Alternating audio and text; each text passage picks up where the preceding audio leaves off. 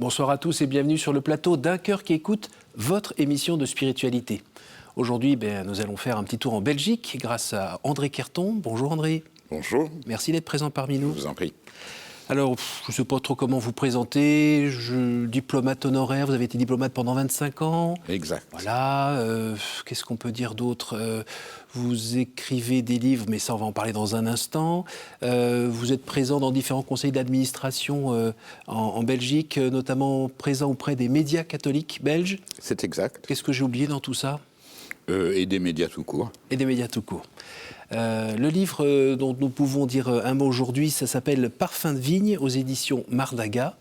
Est-ce que vous pourriez nous en dire un petit mot, s'il vous plaît ? Dans ce livre et dans d'autres, je me saisis de personnages qui apparaissent dans l'Évangile, que je n'invente pas, et qui sont des personnages présentés comme réels. C'est-à-dire que le jeune homme riche a rencontré Jésus. C'est rapporté par 3 évangiles. Donc c'est un fait. Et je ne prends pas des personnages comme ceux que Jésus utilise dans ses paraboles qui n'ont pas d'existence réelle et qui sont des images. Et donc j'essaie de me poser la question, Simon de Cyrène, qui portait la croix du Christ, a vraiment existé. Qu'est-ce qui est arrivé après ? Zachée, qu'est-ce qui lui est arrivé le lendemain du départ de Jéricho ?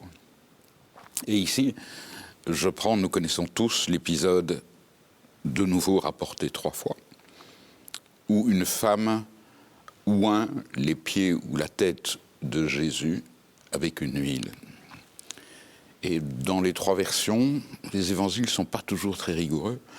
Une fois, ça se déroule ici, une autre fois ailleurs. 2 fois, ce sont des pécheresses. Qu'est-ce qui est arrivé à cette femme ? Avant, après.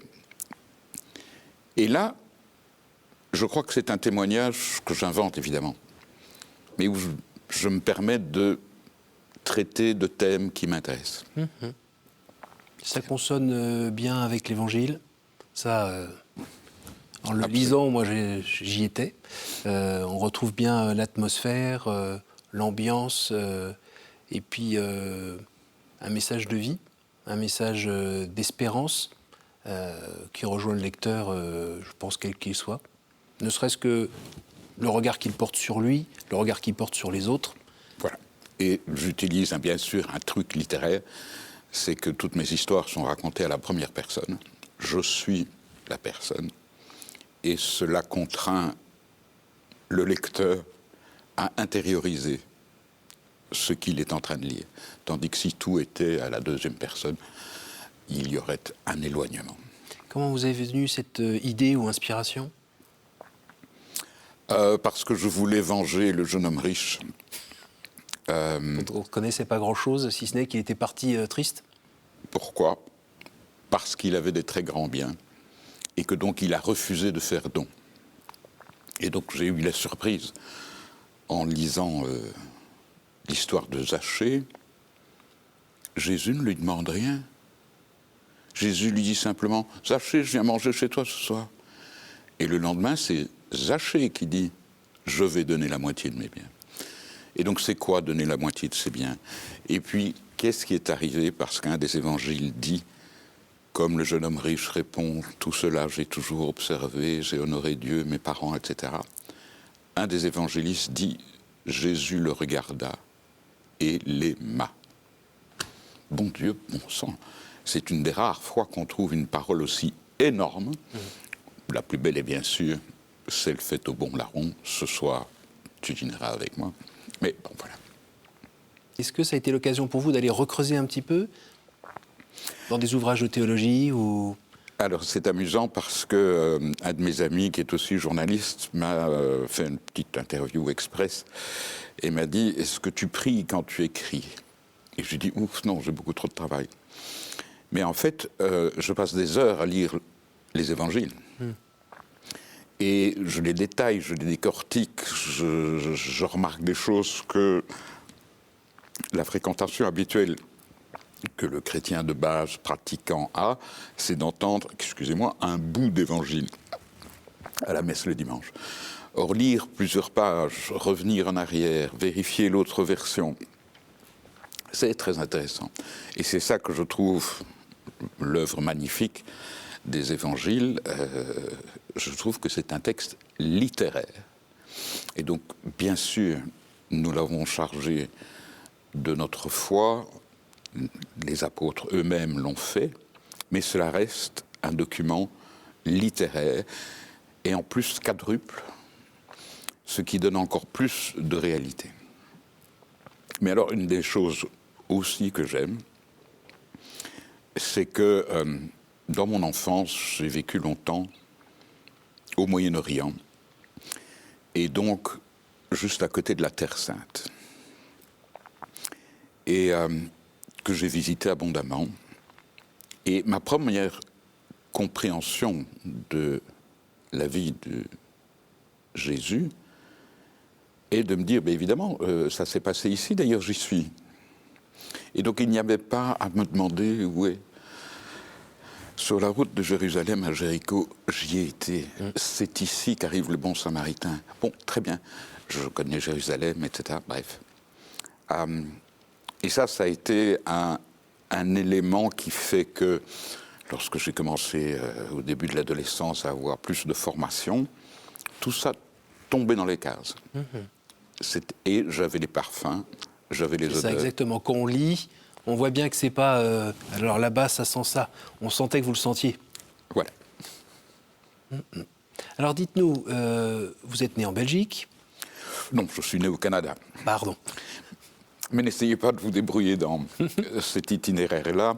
Je suis fils de diplomate, et donc j'ai traîné un peu partout dans ma prime jeunesse. Et puis, avec beaucoup de sens de l'initiative, j'ai choisi de continuer le même chemin, et je suis devenu diplomate moi-même. Famille catholique? Famille très catholique, avec un point que nous n'allons pas prendre exagérément au tragique. Et j'ai grandi dans une famille où 3 de mes frères et sœurs étaient décédés. Sur combien? Sur 6. Et leurs portraits ont toujours été d'une manière discrète dans nos maisons ou dans nos chambres. Et je ne sais pas comment mes parents ont fait, mais j'ai vécu dans une famille bienveillante, tranquille, calme. Et lorsqu'il y avait des pensées tristes, on pleurait. Mais quand il y avait des pensées gaies, on riait. Et chez l'enfant que j'étais, mes frères et sœurs n'avaient évidemment pas disparu. Ils étaient en paradis. Ils étaient morts en bas âge? Ça dépend. D'accord. Mais ils étaient en paradis. Et donc, de nouveau, l'enfant que j'étais juste à côté de la Terre Sainte vivait déjà dans la communion des saints. Apprentissage un peu douloureux quand même, non? Oui, oui, Oui. Mais avec ce baume, cette illusion, cette foi. Et pour moi, c'est aussi simple que le soleil est chaud. Voilà, la résurrection existe. Et vos parents, dans leur vie de foi, c'était quelque chose aussi de très incarné, qui se voyait au quotidien?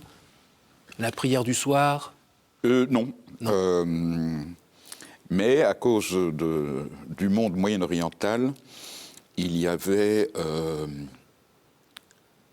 une grande mosaïque religieuse tout autour de nous. Que ce soit évidemment avec les 3 religions traditionnelles, mais aussi avec toute la myriade d'églises catholiques que l'on trouve au Moyen-Orient, enfin chrétiennes, pardon, et qui se déclinent dans des tas de choses.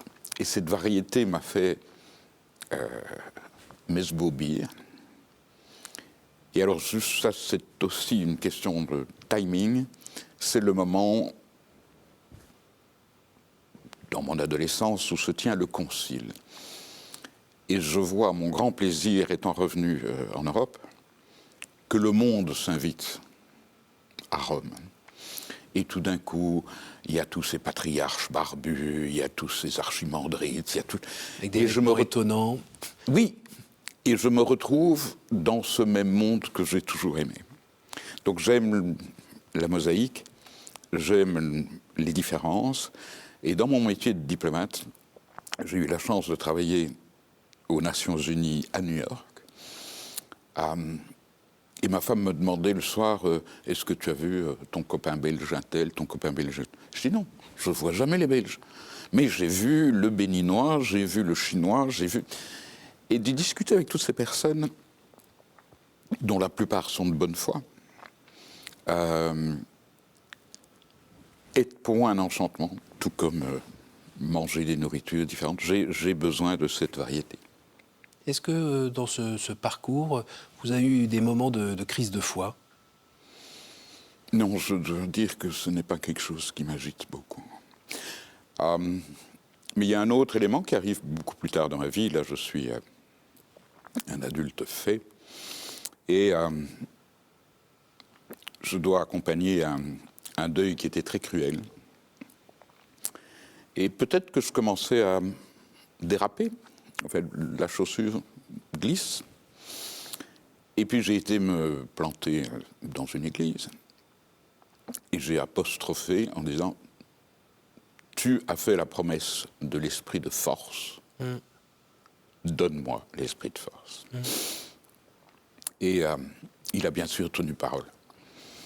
Et donc ce serait bien le moins que je ne tienne pas parole. Et donc c'est ce que j'ai fait. Et quand j'ai abandonné la carrière, longtemps plus tard, en me demandant qu'est-ce que je vais faire, je suis encore jeune, dans les 3 mois, je rejoignais un hôpital où je me suis occupé d'enfants cancéreux. Et à cause de mon expérience historique familiale, j'ai découvert que, c'est difficile à dire, approcher la mort ne me fait pas peur. Ne vous fait plus peur ou vous fait pas peur? Je crois que j'ai été bronzé. Mais j'ai bien dit approcher. Oui. La mort elle-même reste Oui. redoutable. Et il m'est arrivé plusieurs fois de devoir m'occuper très précisément d'enfants malades et de les distraire, de les mener à une plus grande sérénité face. Moi, je n'étais pas chargé de les guérir, de les soigner, etc. J'étais chargé de les distraire. Et puis la logique a continué. Et avec mon épouse, on a créé une maison à la campagne qui accueille des familles d'enfants malades pour des petites vacances. Et c'est une maison de famille. Vous comprenez le sens. Mais c'est aussi une maison de famille. Nous avons ajouté un S. Et donc, ces gens arrivent et se détendent pendant 3-4 jours. Ils sont assez... On s'occupe bien d'eux tout en les laissant libres. Et ça a été une première étape où j'ai commencé à être plus actif. Vous aviez quel âge à peu près à ce moment-là? Oh non, là, j'avais 55 ans. D'accord. Donc c'est un gros engagement philanthropique. C'est un gros engagement philanthropique. Et puis je l'ai doublé en travaillant pour l'Ordre de Malte, l'association belge, et en allant bien sûr à Lourdes. Et vous connaissez l'anecdote qui veut que les rois de France, sous l'Ancien Régime bien sûr, étaient des rois thaumaturges. Ils guérissaient les malades. La phrase que prononçait le roi qui ont présenté des gens dans des états assez épouvantables disait « Le roi te touche, Dieu te guérit ». Et à Lourdes, j'ai un peu tordu cette phrase. Et elle est devenue « je touche le malade me guérit ». Et j'ai continué à en briller. Et du coup, mais la dernière trouvaille, c'est de reprendre un très beau monastère qui date des années 1930, qui est en parfait état. La communauté religieuse a dû le quitter. En Belgique, donc? Comment? En Belgique? En Belgique, à Bruxelles. Et outre que j'adore le bâtiment, On a là un travail monumental à faire parce qu'il faut le rénover, enfin je veux dire, le remettre à niveau pour toutes sortes de raisons sanitaires, électriques. Là, vous connaissez mieux les normes maintenant, Oui. qui s'écrit quasiment énorme, tellement il y en a. Oui, absolument. Mais c'est très drôle. Parce que il y a des travaux qu'il va falloir commander, obtenir des autorisations, etc. Et puis tout d'un coup, il y a un an, il y a à peu près pile un an, un ami me téléphone et me dit on peut utiliser ça pour les réfugiés ukrainiens. Aussitôt dit, aussitôt fait. Et donc il y a 60 réfugiés qui sont là, entourés de 80 bénévoles de l'association belge de l'Ordre de Malte. Nous sommes même soutenus par l'association française. Et ça tourne depuis un an. Est-ce que ces engagements philanthropiques mettent du baume sur votre cœur, vous donnent de la paix? Oui, il a fallu apprendre. Je me souviens que donc, ma spécialité, c'était de lire des livres aux enfants.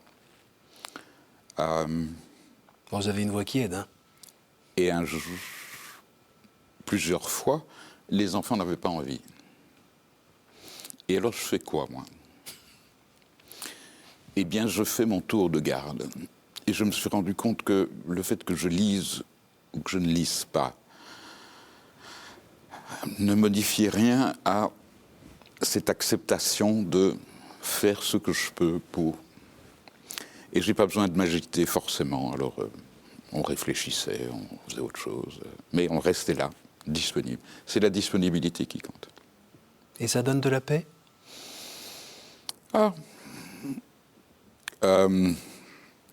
Mais tout le monde vous dira que les vraies blessures ne guérissent jamais.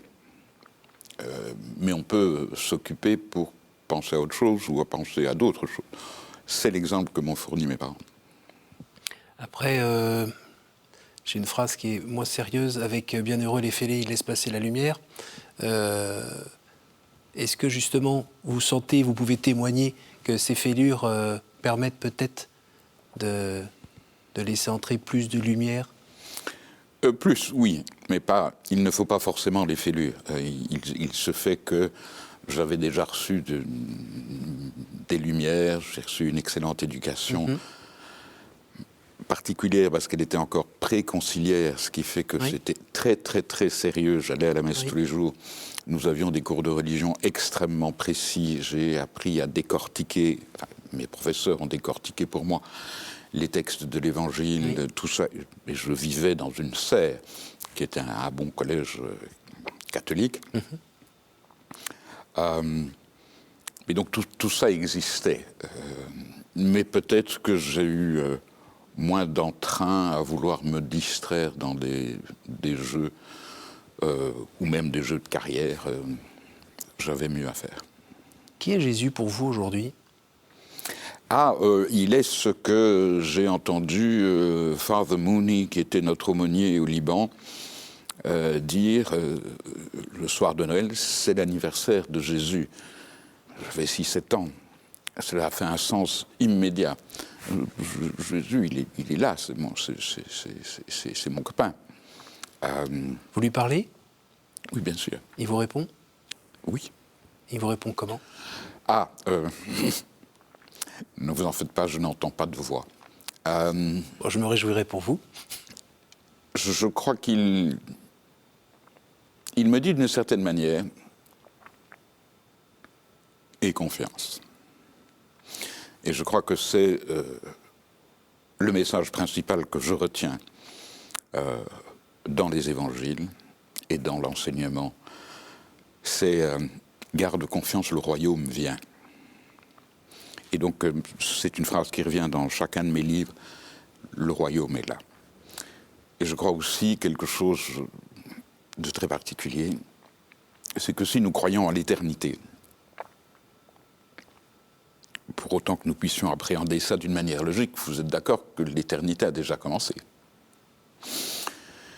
Et donc, d'une certaine manière, moi qui vis dans un temps minuscule, je suis déjà mort.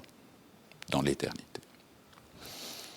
Et, Ou bien vivant. et donc, je suis déjà passé au jugement. Et donc, je suis déjà ressuscité.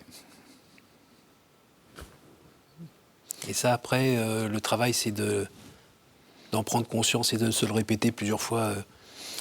Oui, oui, mais ne vous en faites pas.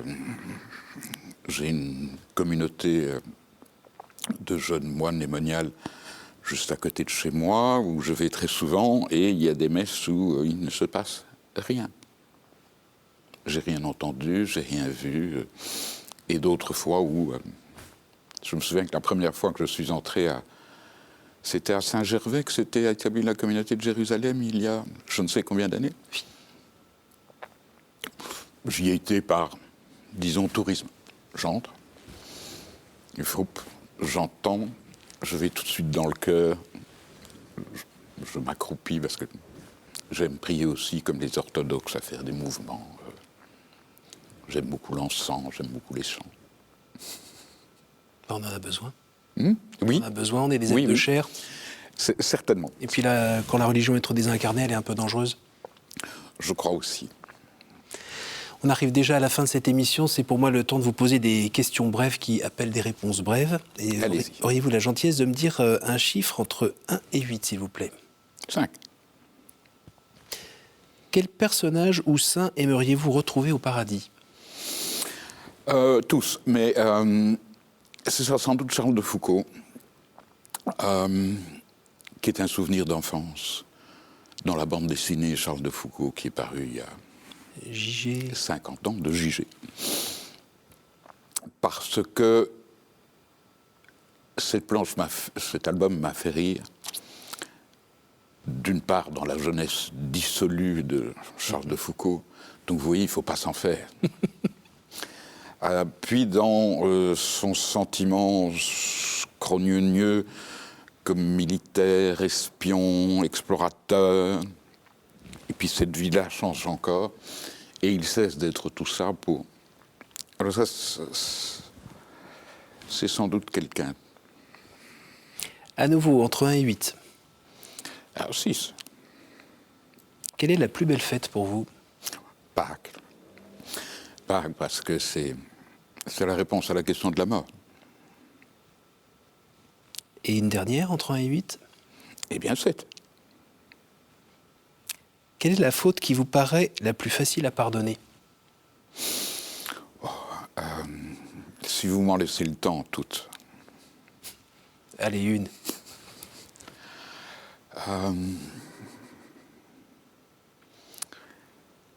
La faute que j'ai le plus... Mais je sais que ce n'est pas une faute. Je vous dirais, la faute que j'ai le plus de peine à pardonner sera la mauvaise foi.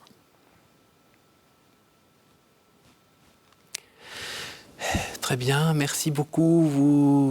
Vous avez un petit texte à nous lire. Voilà. Alors, c'est de l'évangile de Matthieu. Alors le roi dira à ceux qui seront à sa droite, « Venez, les bénis de mon Père, recevez en héritage le royaume préparé pour vous depuis la fondation du monde. Car j'avais faim et vous m'avez donné à manger. J'avais soif et vous m'avez donné à boire. J'étais un étranger et vous m'avez accueilli. J'étais nu et vous m'avez habillé. J'étais malade et vous m'avez visité. J'étais en prison et vous êtes venus jusqu'à moi. Alors les justes lui répondront, « Seigneur, quand est-ce que nous t'avons vu? Tu avais donc faim et nous t'avons nourri. Tu avais soif et nous t'avons donné à boire. Tu étais un étranger et nous t'avons accueilli. Tu étais nu et nous t'avons habillé. Tu étais malade, en prison.